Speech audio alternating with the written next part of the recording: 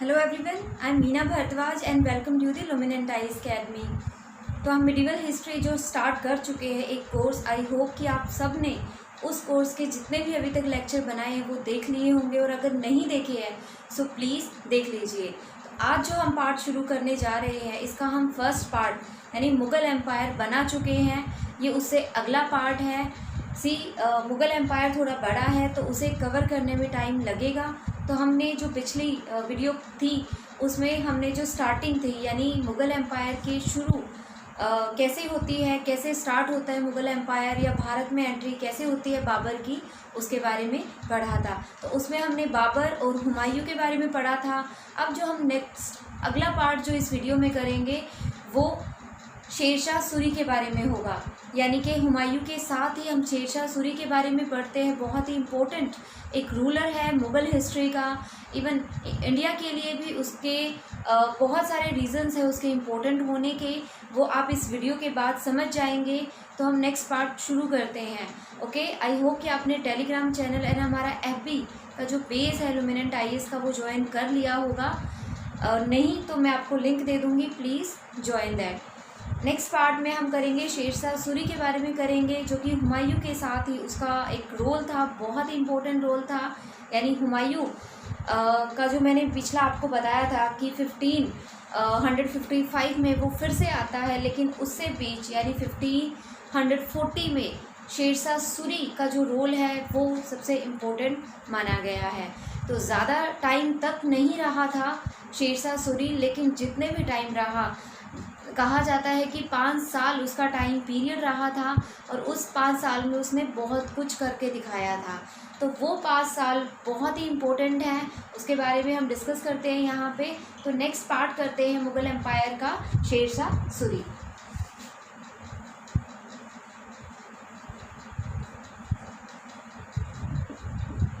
शेरशाह या इसे सुर डायनेस्टी के नाम से भी जाना जाता है कि एक सुर डायनेस्टी की शुरुआत की थी, किसने की थी? शेरशाह सूरी ने की थी। एंड इसका जो नाम था शेरशाह, बाद में शेरशाह तो नाम था ही, शेर खान भी कहा जाता था। वो इसलिए कहा जाता था क्योंकि इसने एक टाइगर को मारा था, शेर को मारा था, इसलिए इसे शेर खान भी कहा जाता था। दूसरा, ये एक अफ़गानी रूलर था, तो बहुत ही हम कहें कि अफ़गानों में या अफ़गानी रूलर्स में बहुत ही फेमस एक सरदार हुआ था, जिस टाइम पे जब दिल्ली के रोल के लिए, या हम कहें कि उस टाइम पे बाबर की डेथ के बाद जब एक तरफ मुग़ल और एक तरफ जो अफ़गान आपस में लड़ रहे थे, तो उस टाइम पे शेरशाह एक बहुत ही हम कहें कि बहुत ही इफेक्टिव सरदार के रूप में उभर कर आया था। कहा जाता है कि इसने 1527 से 28 में बाबर की सर्विस ज्वाइन की थी, लेकिन बाद में छोड़ के ये बिहार चला गया था। वहाँ पे इसे एज ए गवर्नर या हम कहें एज ए सरदार वहाँ पे नियुक्त किया गया था। तो ये बहुत ही बहादुर अफ़गानों में से एक था, और ये जो वहाँ के जागीरदार थे सासाराम के, जो इनके पिता थे हसन खान, यानी वो जागीरदार थे सासाराम के, उनके ये बेटे थे। ओके, असली नाम शेरशाह का अगर हम यहाँ पे जाने तो फरीद था, बाद में शेरशाह एंड शेर खान पड़ा था।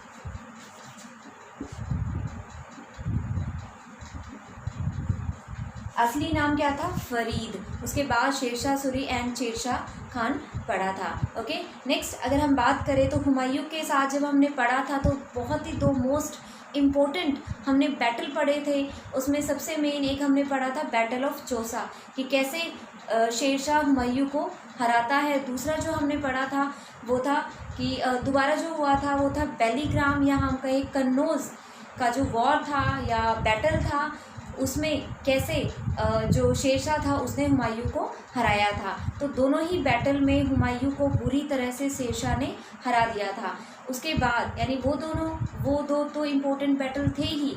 उसके बाद शेरशाह ने क्या किया था, जब वो बिहार और बंगाल से नॉर्थ की तरफ या हम कहें कि वेस्ट की तरफ आना शुरू हुआ था, तो उसने आगरा तक अपना राज फैला लिया था। यानी राजस्थान के ज़्यादातर हिस्सों पर उसने अपना राज जमा लिया था, अपने पैर जमा लिए थे और वहाँ के जितने भी राज्य थे, जितने भी शहर थे राजस्थान के, धीरे धीरे उन सब पर अपना कब्ज़ा कर लिया था। चाहे वो मेवाड़ हो, चाहे वो वहाँ का बीकानेर हो, चाहे हम इवन उसके साइड में जो मालवा की अगर हम बात करें, और राजस्थान के अलावा अगर हम बुंदेलखंड की भी बात करें तो वहाँ तक भी उसका राज हो चुका था। इसके अलावा वो आगरा तक भी पहुंच चुका था, जो कि आगरा जो उनकी राजधानी हुआ करती थी, किसकी, मुगल की। तो आगरा के साथ साथ वो दिल्ली तक भी पहुंच चुका था। तो एक बहुत ही इफेक्टिव रूलर 5 साल में निकल के आता है। तो मेनली जो हम सुर डायनेस्टी के बारे में पढ़ते हैं इस टाइम पे, वो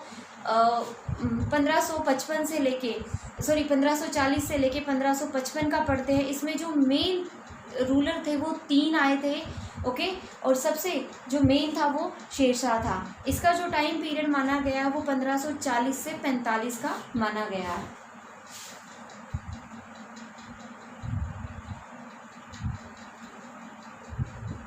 वैसे अगर सुर डायनेस्टी की हम बात करें तो 1540 से लेके 55 तक का टाइम पीरियड माना गया है। उसके बाद मैंने आपको बताया था कि 1555 में जो हुमायूं था वो वापस आ जाता है और 55 से 56 तक वो यहाँ पे रहता है, जब इसकी डेथ हो जाती है। एंड फिर से एक मुग़ल एम्पायर यहाँ पे एस्टैब्लिश करने की कोशिश करता है और उसके बाद अकबर की स्टार्टिंग होती है। 1556 में हुमायूं की डेथ हो जाती है। उसी की जो लाइब्रेरी उसने बनाई थी दीन पनाह में, दिल्ली के एक फोर्ट में, उसी की सीढ़ियों से गिरकर उसकी डेथ हो जाती है। और उसके बाद जो है वो आगे जो अकबर की जो रूलिंग होती है वो स्टार्ट होती है, ओके। तो नेक्स्ट हम यहाँ पे जो करेंगे वो, अभी हम सुर डायनेस्टी का पढ़ रहे हैं कि अगला जो रूलर आया था, या हम कहें कि हुमायूं को वहाँ से भेजने के बाद जब उसने 12 से 15 साल का एग्ज़ाइल, या कहे कि हुमायूं चला गया था, डरकर भाग गया था, तब उस टाइम किसने राज किया था, वो शेरशाह ने राज किया था, ओके। तो यहाँ पे शेरशाह का जो ओरिजिनल नाम था फरीद था। इसका टाइम पीरियड 1540 से 45 था। इसके बाद इसका बेटा जो था इमाम शाह, उसने रूलिंग की थी। आई थिंक उसका नाम इस्लाम शाह था, उसके बेटे का नाम। फिर एक नेफ्यू था इसका मोहम्मद आदिल शाह, उसको जो है आगे उसने संभाला था, ओके। तो आगे अगर हम शेरशाह सूरी की बात करें तो ये सासाराम के जागीरदार के बेटे थे। उसके बाद ओरिजिनल नाम फरीद था। एक बहुत बड़े माइटिएस्ट एम्पायर पर शेरशाह ने राज किया था। राजस्थान का ऑलमोस्ट पार्ट इसके अंडर आ चुका था। तो बंगाल से लेके आगरा तक अगर देखा जाए तो वो सारा का सारा पार्ट किसके अंडर आ चुका था, शेरशाह के। तो बहुत ही इफेक्टिव एडमिनिस्ट्रेशन के लिए जाना जाता है शेरशाह को। इसके अगर हम बात करें तो सबसे जो मेन चीज़ आती है वो यही आती है कि इसने अपने एक तरह से जो इसकी एडमिनिस्ट्रेटिव यूनिट थी,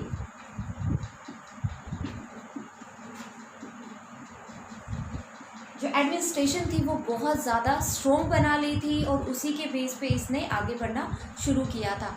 बहुत ही एक खुद को वेल ऑर्गेनाइज किया। 5 साल इसने राज किया पर बहुत ज़्यादा अफेक्टिव किया था। तो उस 5 साल की अगर हम बात करें तो उसमें जो एडमिनिस्ट्रेशन पार्ट था वो सबसे इम्पोर्टेंट था।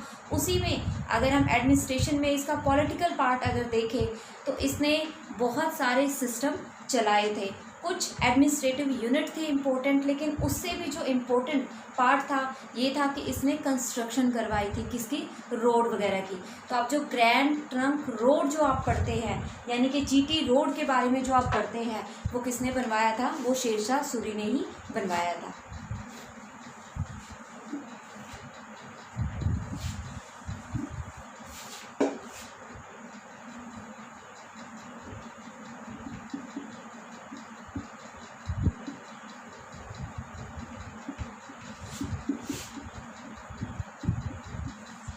जीटी रोड बनवाने वाला शेरशाह सूरी ही था। एंड इसने 3 फेजेस में बनवाया था ये रोड। सबसे पहले अगर हम बात करें तो कहा जाता है कि इंदस वेस्ट में, इंदस से लेके बंगाल के सोनार गांव, या हम कहें कि पेशावर से लेके बंगाल के सोनार गांव तक इसने बनवाया था। एक तो वो मेन फेज था रोड का। दूसरा अगर हम बात करें तो दूसरे की अगर हम बात करें तो वो कहाँ से कहाँ तक था, तो उसका जो माना गया है वो था आगरा से लेके जोधपुर एंड चित्तौड़ देन गुजरात का जो सी पोर्ट था उससे लिंक किया गया था। ओके, तो यहाँ पे इसने सबसे पहले क्या किया, इंदस से लेके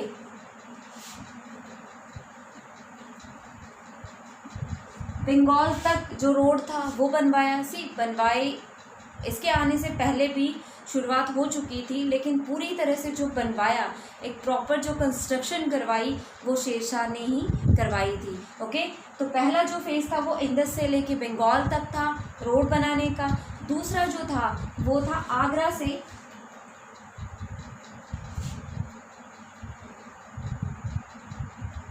जोधपुर एंड चित्तौड़। आगरा से जोधपुर एंड चित्तौड़, साथ ही गुजरात के जो सी पोर्ट थे वो लिंक किए गए थे।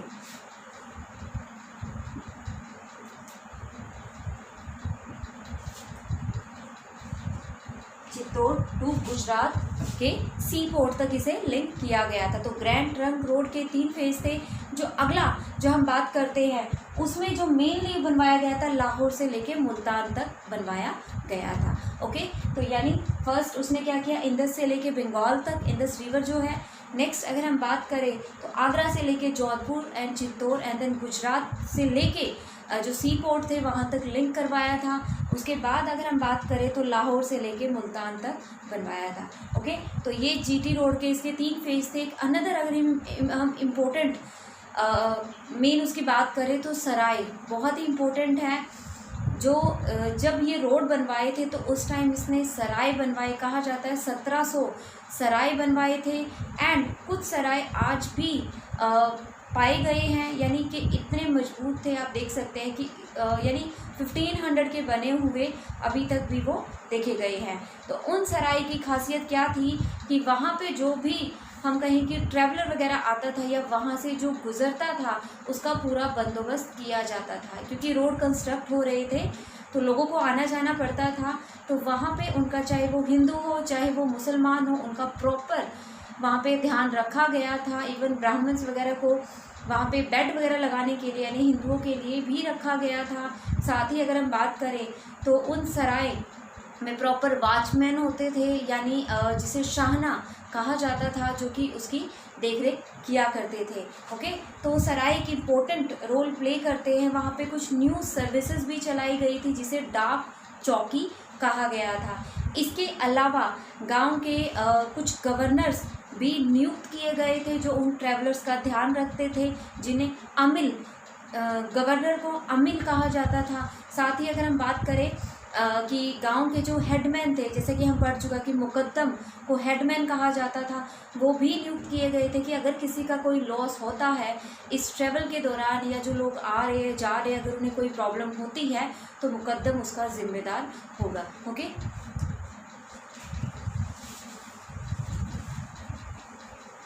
तो ग्रैंड ट्रंक रोड तो बनवाया ही था, 3 फेजेस में बनवाया था। उसके अलावा सराय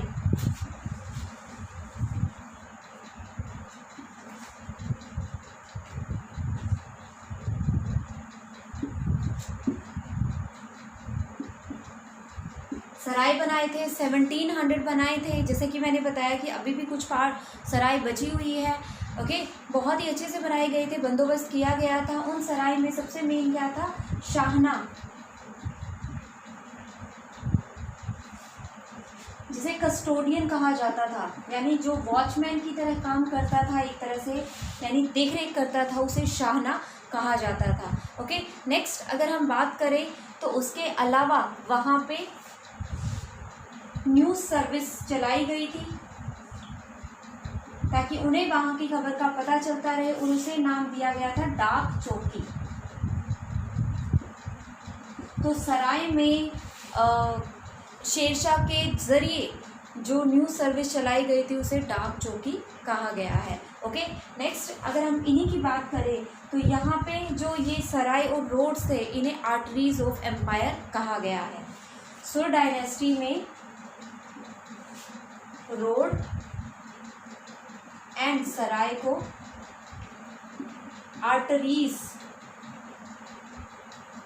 ऑफ एम्पायर कहा गया, इसीलिए भी ये इम्पोर्टेंट है कि अगर आपसे पूछा जाए कि आर्टरीज ऑफ एम्पायर किसे कहा गया है तो वो इन सराय और रोड्स को कहा गया है।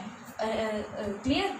तो नेक्स्ट हम अगर बात करें, ओके, सराय बनवा दिए, रोड्स बनवा दिए, सराय को संभालने वाले बनवा दिए। नेक्स्ट मैंने आपको बताया उसके जो गवर्नर थे उन्हें अमील कहा जाता था और जो विलेज के हेडमैन थे उन्हें मुकद्दम कहा जाता था।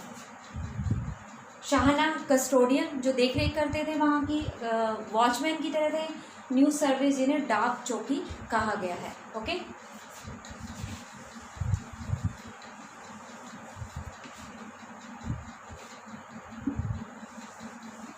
नेक्स्ट इन्हीं सराय को संभालने के लिए जो ट्रैवलर थे उनका ध्यान रखने के लिए गवर्नर, जिसे अमील कहा जाता था, अमील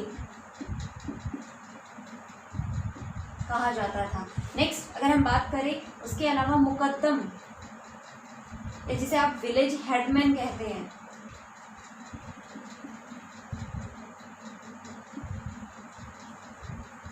या जो ग्राम संभालते थे उन्हें मुकद्दम कहा जाता था।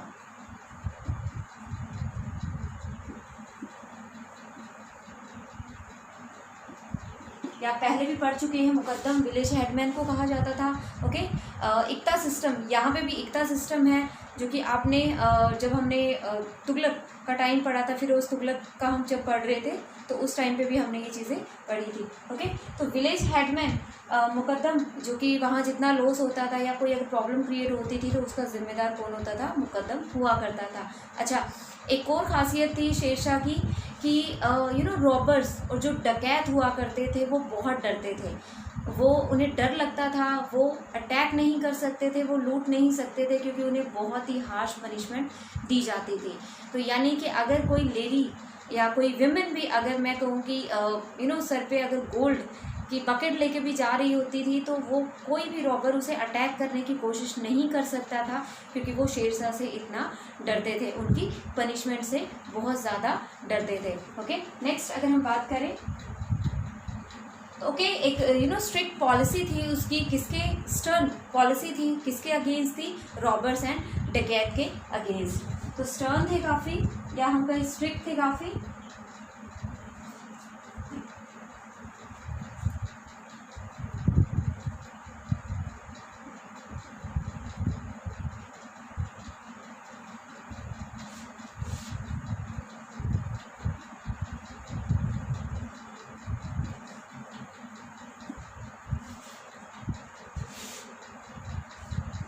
ओके, आई थिंक आपको क्लियर हो गया। गवर्नर, अमील, विलेज हेडमैन, मुकद्दम, ये एडमिनिस्ट्रेटिव यूनिट में भी हम पढ़ते हैं। नेक्स्ट अगर हम कहें रोड एंड सराय को आर्टरीज ऑफ एम्पायर कहा गया है। इसके आगे जब हम बात करते हैं, बहुत ही इंपॉर्टेंट टर्म है, वो है कि कॉइन सिस्टम जो चलाया था, तो इसने gold, silver, copper and mixed metal सभी के कॉइन चलाए थे। और मैं कहूँ कि सिल्वर जो रुपया, इवन इतिहासकार कहते हैं कि जो सिल्वर रुपया है वो अभी तक नहीं, आई मीन काफ़ी लंबे टाइम तक, यानी मॉडर्न इंडिया के टाइम तक भी वो चलता रहा है, ब्रिटिश के आने तक भी वो चलता रहा है, यानी 15 में स्टार्ट किया हुआ 18 सेंचुरी तक भी वो चलता रहा है। तो बहुत ही ज़्यादा इफेक्टिव था, बहुत उसकी आई मीन वैल्यू थी। तो जो सिल्वर कॉइन शेरशाह सूरी ने बनवाया था। तो अगर हम कहें कि रुपया किसने चलाया था तो शेरशाह सूरी गलत नहीं होगा, और मेनली जो था वो सिल्वर रुपया था। ओके, तो यहाँ पे गोल्ड भी उसने चलवाया, कॉपर भी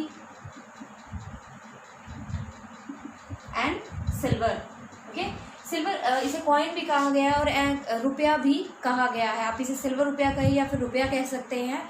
तो वो काफ़ी उसकी वैल्यू थी और काफ़ी लंबे टाइम तक वो चलता रहा था। ओके, नेक्स्ट अगर हम बात करें तो इसका काफ़ी अच्छा एक स्टैंडर्ड था इस रुपये का, जिसकी वजह से इसकी काफ़ी वैल्यू रही थी। अच्छा, इसके बाद अगर हम बात करें कुछ और पॉलिसीज़ की, इसके एडमिनिस्ट्रेशन की, तो इसने वेट मेज़र, यानी कि एक वेट का एक स्टैंडर्ड रख दिया था कि भाई उसे मेज़र का एक जैसे स्टैंडर्ड होता है वो इसने भी क्रिएट किया, जैसे कि अलाउद्दीन खिलजी के टाइम पे हुआ था। तो इसने भी एक तरह से मार्केट वैल्यू की अगर हम बात करें तो एक वेट स्टैंडर्ड जो था वो फिक्स कर दिया था मेज़र करने के लिए चीज़ों को। नेक्स्ट, इसके अलावा 1/3 जो था लैंड रेवेन्यू देना पड़ता था।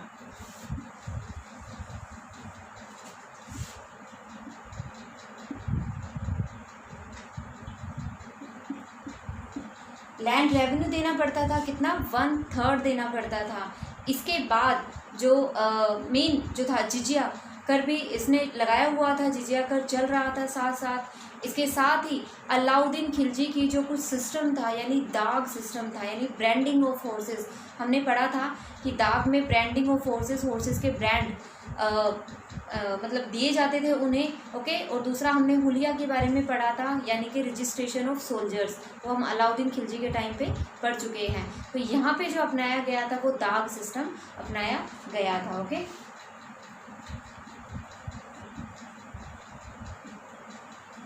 दाग सिस्टम, दाग यानी ब्रांडिंग ऑफ फोर्सेस।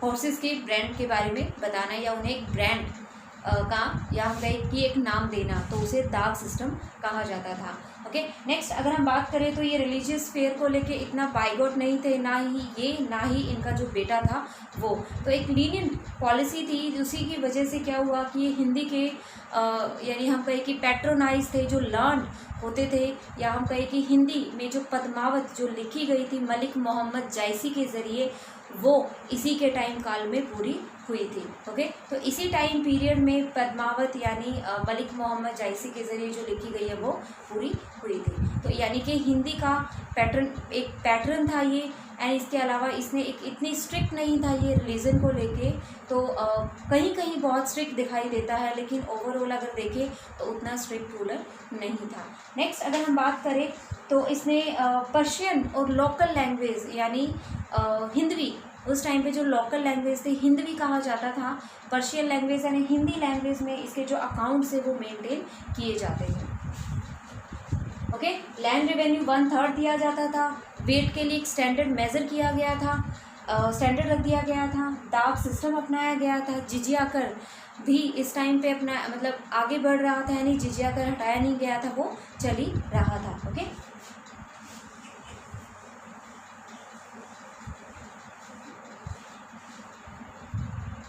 जो अकाउंट था वो मेंटेन किया गया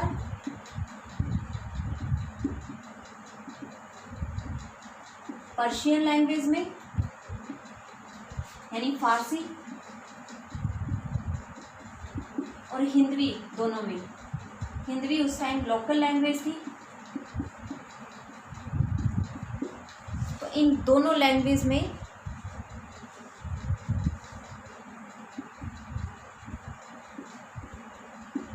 जो उसका अकाउंट था वो मेंटेन किया जाता था, ओके। और पद्मावत जैसे कि मैंने बताया मलिक मोहम्मद जायसी की, वो इसके टाइम पे ही पूरी हुई थी, तो एक हिंदी को मानता था। नेक्स्ट अगर हम बात करें तो जो इसके मेन जो हम जो सासाराम है वहाँ पे इसे दफनाया गया था, यानी इसकी डेथ हो गई थी। अच्छा, इसकी स्टार्टिंग की अगर मैं बात करूँ तो 54 साल का था जब इसके बारे में हम जानते हैं। तो पिछला रिकॉर्ड इसका उतना खास हमारे सामने नहीं आता है, क्योंकि कहा जाता है कि ये 54 एज थी जब इसकी रूलिंग एक्चुअल में जो स्टार्ट हुई थी, यानी हुमायूं के साथ जो हम इसकी रूलिंग के बारे में पढ़ते हैं या हम बैटल के बारे में पढ़ते हैं, तो 54 की एज से ये आगे हम इसके बारे में जानते हैं, ओके। तो सासाराम में जो इसे दफनाया गया या हम कहें कि मौसलम जो बनाया गया वो कहाँ पे बनवाया गया, सासाराम में। काफ़ी मैग्निफिशेंट एक आपको देखने को मिलेगा उस टाइम का, सासाराम में बहुत ही फेमस है। तो यानी कि मकबरा अगर हम कहें या मौसलम हम कहें कहाँ पे है, तो वो है सासाराम में। तो buried eight Sasaram.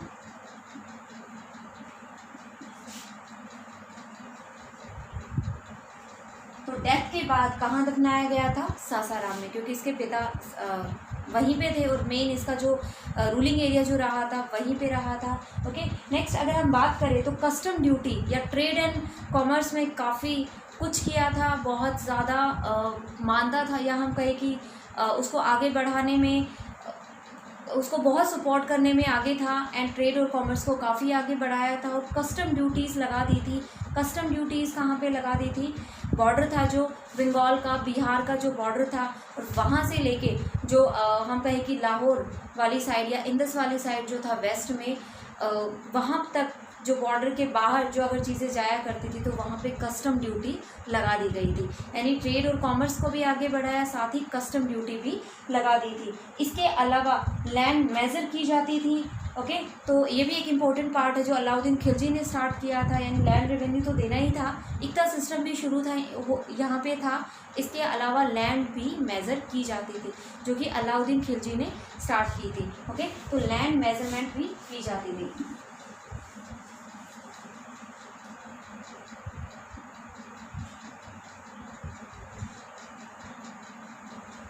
Land measurement करने का सबसे मेन जो फ़ायदा होता था वही कि कोई भी लैंड रेवेन्यू से बच नहीं सकता था, तो उन्हें उनका पूरा एक तरह से रिकॉर्ड उनके पास होता था। अच्छा, अब कुछ अगर एडमिनिस्ट्रेटिव यूनिट की अगर हम बात करें तो वही जो हमने पहले भी पढ़ी है। ओके, तो नेक्स्ट जो इसकी सरकार थी वो भी इसने 47 सरकार में डिवाइड की हुई थी। एंड उससे पहले हम जान लेते हैं कि कुछ एडमिनिस्ट्रेटिव जो यूनिट थी वो इक्ता, सरकार, परगना एंड जो ग्राम थी वही इसकी 4 यूनिट जो थी सबसे मेन थी। सॉरी,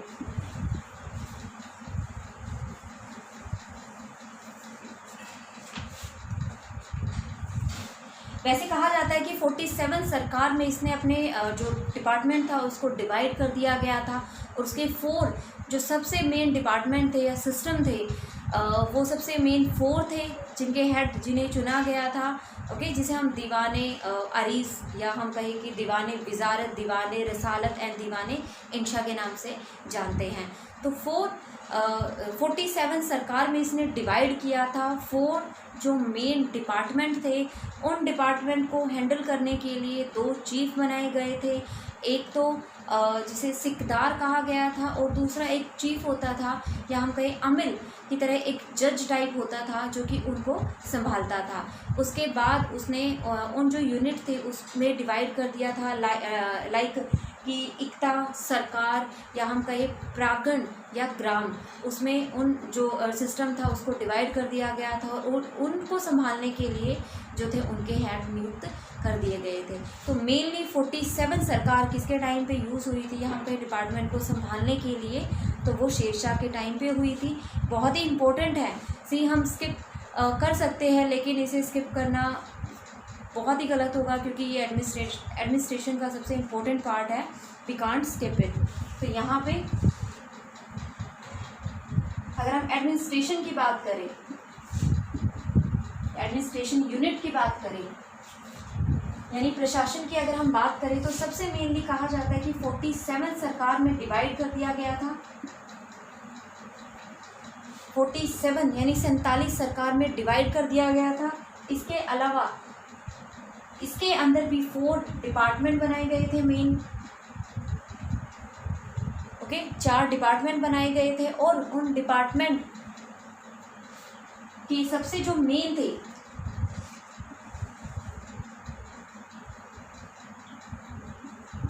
वो डिपार्टमेंट कौन कौन से थे। वो डिपार्टमेंट सबसे पहले जो नंबर 1 वो था दीवाने वजारत। ओके, आई थिंक ये आपको क्लियर हो गया। एडमिनिस्ट्रेशन 47 सरकार, उनके 4 डिपार्टमेंट थे और उनके अंदर भी हेड बनाए गए थे एंड उनको डिवाइड किया गया फर्दर 4 यूनिट में। 4 डिपार्टमेंट, उनको भी फर्दर जो मेन जो यूनिट थी उसमें 4 में डिवाइड किया गया था, और उनके जो हेड थे वो चीफ थे वो बनाए गए थे।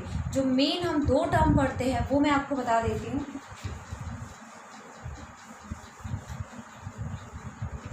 सबसे पहले हम 4 डिपार्टमेंट पढ़ते हैं। ओके, वो डिपार्टमेंट कौन कौन से हैं? दीवान ए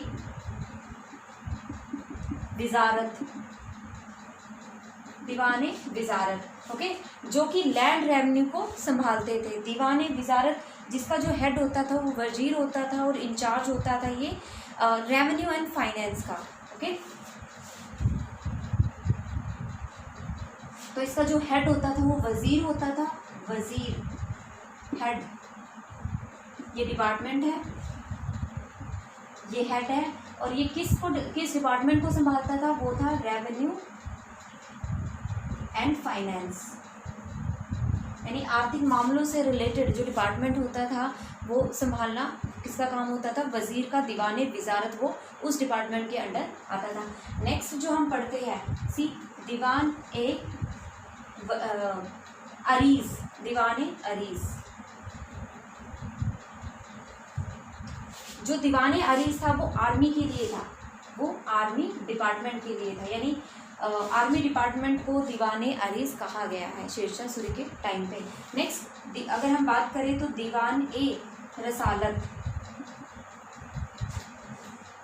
रसलत या रसालत नाम दिया गया है। तो इसका जो मेन काम होता था वो फॉरेन डिपार्टमेंट को संभालने का होता था, या फॉरेन मिनिस्ट्री को संभालने का होता था, विदेश मंत्रालय को संभालने का, फॉरेन मिनिस्ट्री। ओके, विदेश मंत्रालय। दीवान ए विजारत, वजीर उसका हेड होता था, वो रेवेन्यू एंड फाइनेंस सिस्टम को संभालने के लिए होता था, आर्थिक मामलों के लिए होता था। दीवाने अरीज आर्मी के लिए होता था, उसकी मिलिट्री के लिए होता था। दीवाने रसलत या रसालत वो होता था फॉरेन मिनिस्ट्री के लिए, उसके विदेश मंत्रालय के लिए। ओके, नेक्स्ट अगर हम बात करें तो दीवाने इंशा जो कि मिनिस्ट्री ऑफ कम्युनिकेशन, दीवाने इंशा ये था मिनिस्ट्री ऑफ कम्युनिकेशन के लिए, मिनिस्ट्री ऑफ कम्युनिकेशन।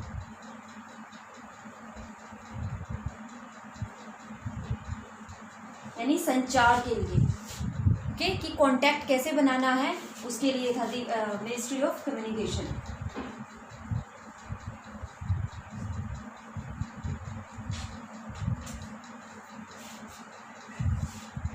या फिर हम कहें कि जहाँ पे उनके मुद्दे सुने जाते थे एक तरह से, उसे भी दीवाने इंशा कहा गया है। नेक्स्ट, तो ये जो मेन थी दीवाने विजारत, दीवाने अरीज, दीवाने रसलत, दीवाने इंशा, ये मेन 4 डिपार्टमेंट थे। ओके, जो कि रेवेन्यू फाइनेंस के लिए, आर्मी के लिए, फॉरेन मिनिस्ट्री के लिए, उसके कम्युनिकेशन के लिए जो कि मेन इम्पोर्टेंट थे। अब इनके भी हर एक डिपार्टमेंट के जो थे 2 चीफ बना दिए गए थे, हम कहीं 2 सरकार बना दी गई थी। एक तो जो था शिकदार जिसे कहा जाता था, दूसरा अमिल यानी हम कहें कि जो जज एक तरह से होता था, एक लॉ एंड ऑर्डर संभालता था, एक उसके आगे के काम देखता था। तो इनके भी संभालने वाले 2 हेड होते थे। फिर इनको फर्दर 4 यूनिट में डिवाइड किया गया था, या हम कहें एरिया वाइज जो यूनिट में डिवाइड किया गया था वो 4 थे, जिन्हें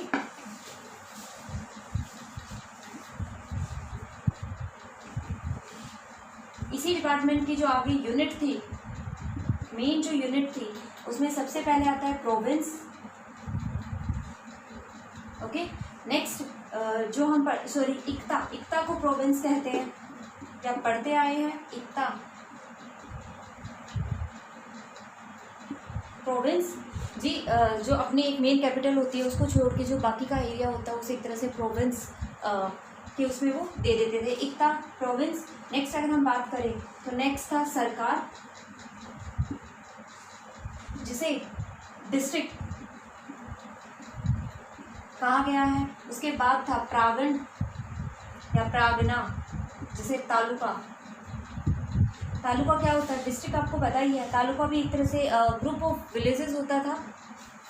यहाँ पे हम कहें ग्राम,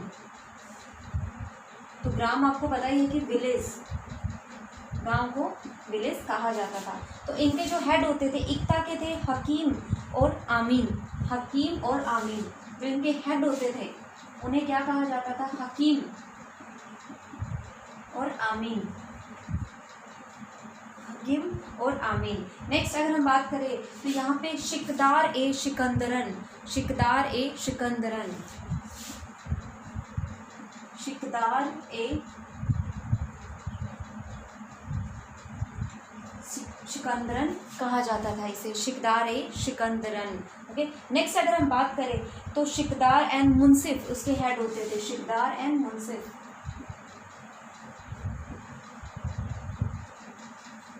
शिकदार एंड मुंसिफ। और ये आपको पता ही है कि मुकद्दम या अमिल जो थे उसके हेड थे, मुकद्दम अमिल जो उसके हेड हुआ करते थे उन्हें, ग्राम के जो हेड होते थे उन्हें मुकद्दम और अमिल कहा जाता था। प्रागण तालुका के जो संभालते थे उसे शिकदार या मुंसिफ कहा जाता था। इसके अलावा सरकार या डिस्ट्रिक्ट को जो संभालते थे वो शिकदार सिकंदरन उन्हें कहा जाता था। इसके अलावा इक्ता यानी प्रोविंस को जो संभालते थे उन्हें हकीम और आमिन कहा जाता था। ओके, तो ये 4 डिपार्टमेंट की जो 4 यूनिट थी ये बहुत ही इम्पोर्टेंट है, ये आपको पता होनी चाहिए। ओके, इसके बाद यहाँ तक जो हम कंट्रीब्यूशन पढ़ते हैं एक हिस्टोरियन जो हुए अब्बास खान सरवनी या सरवानी जो हुए फेमस हिस्टोरियन हुए हैं शेर खान के टाइम पे, शेरशाह के टाइम पे अब्बास खान सरवानी। ओके, तो यहाँ तक हमने पढ़ा है। अगर स्टिल कोई चीज़ अगर छूट जाएगी तो वो हम ट्राई करेंगे क्वेश्चंस में डालने की या मैं आपको वैसे नोट्स प्रोवाइड करने की कोशिश करूँगी। इसी थोड़ा टाइम नहीं लग रहा है, अदरवाइज़ मैं आपको जो क्वेश्चन हमारे या जो टर्म बच जाती है वो जो PDF है वो प्रोवाइड करने की कोशिश करूँगी। ओके, नेक्स्ट यहाँ तक जो हम पढ़ते हैं वो शेरशाह के बारे में पढ़ते हैं। इसके बाद जो आता है वो अकबर का टाइम पीरियड आता है, यानी अकबर आता है। अच्छा, इसके बाद इसकी डेथ के बाद जो आता है नेक्स्ट, मैंने आपको बताया इस्लाम शाह और उसके बाद मोहम्मद आदिल शाह, ये दोनों इसके बाद रूलर आते हैं, ज़्यादा टाइम तक नहीं रहते हैं। स्टिल इसका बेटा तो फिर भी रहता है, लेकिन उस बेटे को इसने जो रेबल खड़े किए थे इसके अगेंस्ट जो उस टाइम नहीं बोल पाते थे, वो शेरशाह की डेथ के बाद आ जाते हैं। तो वो उसका जो टाइम पीरियड है वो उनसे लड़ने में, उनको संभालने में ही निकल जाता है। ओके, उसने संभालने की कोशिश की लेकिन ज़्यादा टाइम तक वो संभाल नहीं पाया। और इसके बेटे की यानी इस्लाम शाह की डेथ के बाद उसके बाद जो मोहम्मद आदिल शाह है उसका भी टाइम पीरियड ज़्यादा नहीं रहा, वो भी बहुत कम टाइम के लिए रहा था। एंड उसके बाद ही जो हुमायूं था वो फिर से आ जाता है और फिर से दिल्ली पे अपना कब्ज़ा कर लेता है। ओके, तो 1555 से 56 का जो टाइम पीरियड है, सुर डायनेस्टी का टाइम जो है, सुर डायनेस्टी का टाइम मैंने आपको बताया 1540 से 1555, जिसमें शेर खान, उसका बेटा इस्लाम शाह, उसके बाद मोहम्मद आदिल शाह का टाइम पीरियड है। 55 में हुमायूं फिर से आ जाता है और हुमायूं 56 तक वो रहता है। 56 में वो अपनी जो लाइब्रेरी है उसकी सीढ़ियों से गिर के उसकी डेथ हो जाती है। ओके, दीन पनाह में। नेक्स्ट हम जो बात करते हैं, जब हुमायूं रिट्रीटिंग हो जाती है या हम कहें कि वो चला जाता है या पीछे हट जाता है, वो डर जाता है जब शेरशाह से और वो चला जाता है एग्ज़ाइल के लिए, तो उस टाइम पे जब वो जहाँ पे रुकता है अमरकोट में, तो वहाँ पे वो पनाह लेता है। वहाँ के जो रूलर होते हैं, जो शासक होते हैं, वो उसे पनाह देते हैं वहाँ पे। और एक तरह से कहा जाता है कि वहीं पे जो बीकानेर में वो रुकते हैं और वहाँ के जो राणा होते हैं वो उन्हें पनाह देते हैं और वहाँ पे फिर जन्म होता है अकबर का 1542 में। यानी कि एग्ज़ाइल, यानी भारत छोड़ने से पहले जब वो वापस वेस्ट एशिया, सेंट्रल एशिया की तरफ जाता है, वहीं पे देखो ये वहीं से आए थे तो वहीं पे जाना था। अगर भारत में कहीं जगह नहीं मिलेगी तो वहाँ जाने से पहले ये बीकानेर के से निकलते हैं, वहाँ पे ये अमरकोट में रुकते हैं। वहाँ के जो राणा होते हैं वो पनाह देते हैं और वहाँ पे जन्म होता है अकबर का, जो कि 1542 में। और वहीं से फिर एक बहुत ही हम कहें कि जैसे मुग़ल एम्पायर का ग्रेटेस्ट रूलर माना जाता है, बहुत ही हम कहें कि महान रूलर में से एक माना जाता है, या बहुत बड़े रूलर में से एक माना जाता है अकबर। उसका जन्म होता है और उसकी स्टोरी वहाँ से शुरू होती है। ओके, तो 56 में हुमायूं की डेथ के बाद जो नेक्स्ट पार्ट हमारा आता है अकबर का आता है। इसी अकबर के बारे में बहुत कुछ है, हम कवर कर सकते हैं, लेकिन वो हम नेक्स्ट वीडियो में ट्राई करेंगे। शेरशाह का भी इम्पोर्टेंट था, अकबर का इससे भी ज़्यादा इम्पोर्टेंट है। सो वी कांट थिंक कि हम इसे किसी भी तरह से स्किप कर दें। ओके, तो कोशिश करेंगे कि मैं जल्दी ही अगली वीडियो लेके आऊँ और जल्दी ही कवर करवा दूँ। सो प्लीज़ इससे प्रीवियस लेक्चर आप देख लीजिए, और टेलीग्राम अभी तक ज्वाइन नहीं किया है या फेसबुक पेज अगर अभी तक ज्वाइन नहीं किया है तो वो आप कर लीजिए। Okay, so thank you so much.